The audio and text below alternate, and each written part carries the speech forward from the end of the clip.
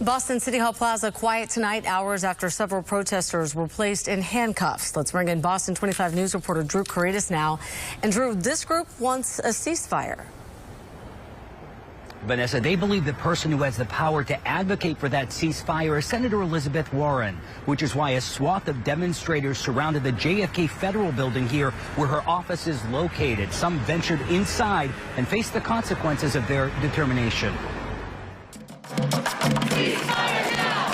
Ceasefire now! Calls for a ceasefire were relentless outside the John F. Kennedy Federal Building in City Hall Plaza. Which side are you on? Hundreds of demonstrators say they will not sit silently and watch the daily gruesome developments in the Israel-Hamas war.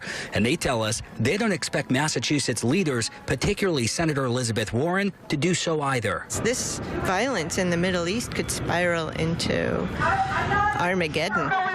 Ceasefire! This is beyond anything any of us have ever seen before.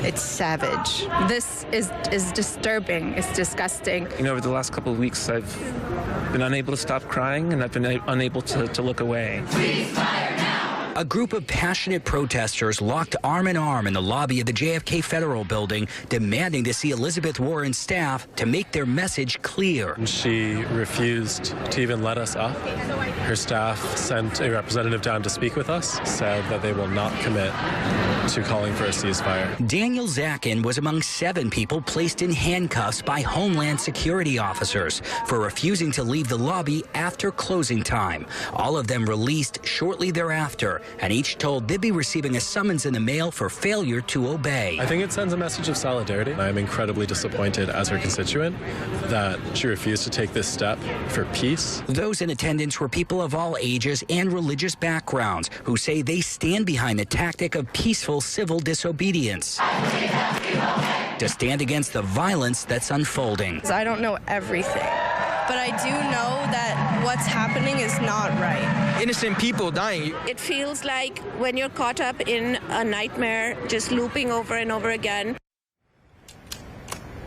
And the statement we received tonight from Senator Elizabeth Warren says, quote, Israel has both a right to defend itself from terrorist attacks and an obligation to protect innocent civilians under the international laws of war. Palestinian civilians have a right to humanitarian aid, including food, water, shelter, and medicine. Based on that statement, Senator Warren will not be calling for a ceasefire, but she says she appreciates all of those people who came to her office today to share their experiences and perspectives, and tells us that's what democracy is about. We're live in Boston. Drew Caritas for your local station, Boston 25 News.